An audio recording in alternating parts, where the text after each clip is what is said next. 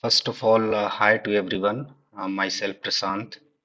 We are in part 4 of the chapter Historical Background of the Indian Constitution. So let's start.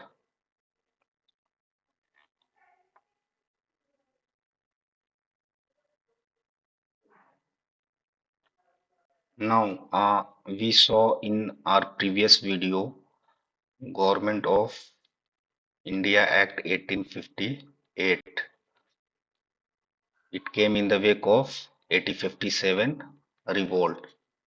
Now, these ICA Act of 1861, then ICA Indian Council Act of 1892 and Indian Council Act of 1909.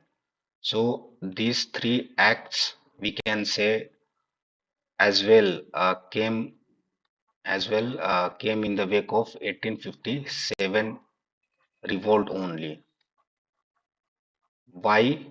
The reason is because there was a lot of discontent among the people of the country, and the discontent was primarily because of the structure of the government and structure of the administration. So there was a need to bring the changes in Indian Council. So that is why these three acts came into being, ICA acts. So let's go to the first point. It began a representative institution by associating Indians with the law-making body. So it began the process of a representative institution, right? So and it provided the viceroy. It provided the viceroy that viceroy should nominate nominate Indians as non-official members, not official. Remember, Indians as non-official members to his expanded council. So definitely council was expanded to the expanded council, right? So Indians to be nominated as non-official members. And in 1862,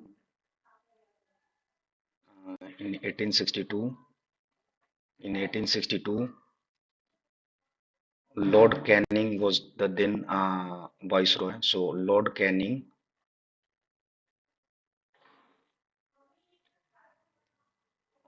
in 1862, Lord Canning nominated Raja of Banaras,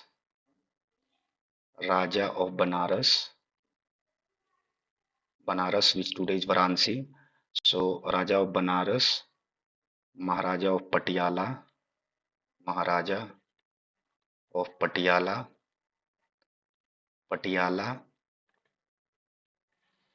and Sir Dinkar Roy, Sir Dinkar Sir Dinkar Roy to the expanded council. So they were nominated as a non-official member to the Viceroy's expanded council.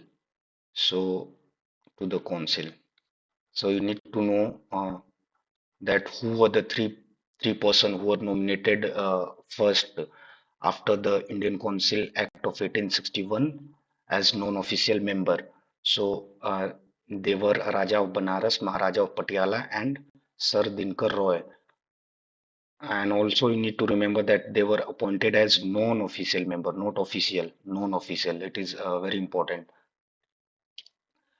Now, second point is that it began the process of decentralization, right?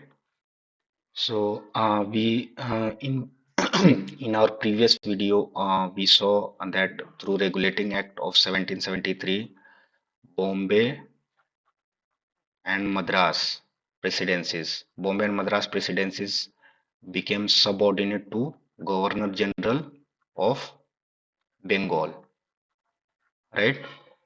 Again, then later through Charter Act of 1833, the same presidencies were even stripped of their legislative power, right? Legislative power was even taken from them. Legislative powers taken, right?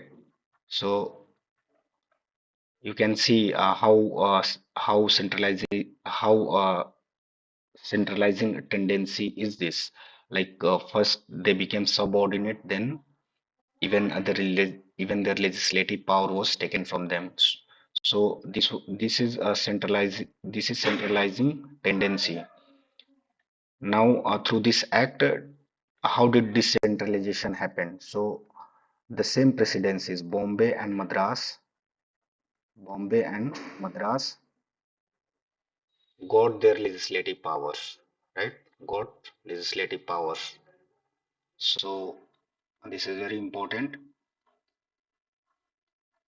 So through this act, uh, Bombay presidency and Madras presidency got their legislative powers back. So this is important to know.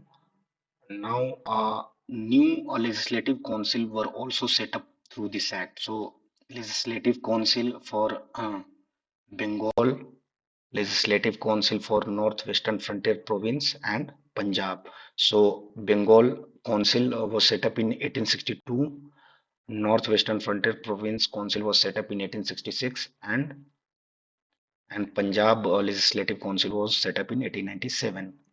Questions have been directly asked that when they was set up. So you need to remember the year and all these three reasons in which the council was set up through this Indian Council Act of 1861. Now, this act also brought a portfolio system for more convenient transaction by Lord Canning. So Lord Canning was the then viceroy. So this portfolio system was brought. What does this portfolio system means? Basically, it means that different departments were there who were in charge of their own departments, who were in charge of their own departments and were independent to take decisions. So this is what portfolio system means. It this act also empowered viceroy to make rules and orders. Viceroy rules and orders rules and orders for the more convenient transaction of business in the council. So convenient transaction convenient convenient transaction of the business in council. So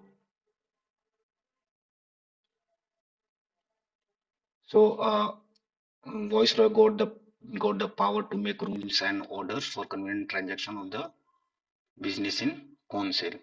So this is important to know, and uh, yeah, this is what this portfolio system means. And here viceroy also got power to make rules and orders. So this you need to know. Now let's move to the next slide.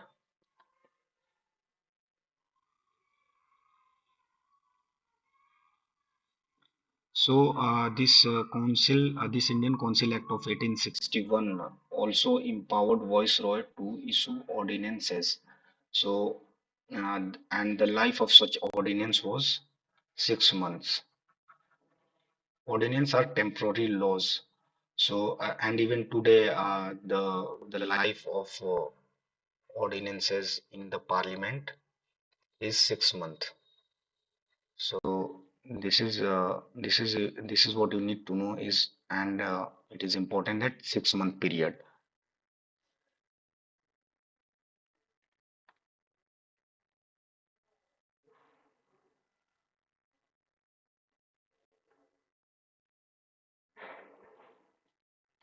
So thank you everyone for watching this video. I hope you learned and you have learned something from this video. I'll be coming next with part 5 of this chapter, historical background of the Indian Constitution, and in that we will discuss the Indian Council Act of 1892, and thereafter we will discuss Indian Council Act of 1909. So thank you for your time. Thank you so much.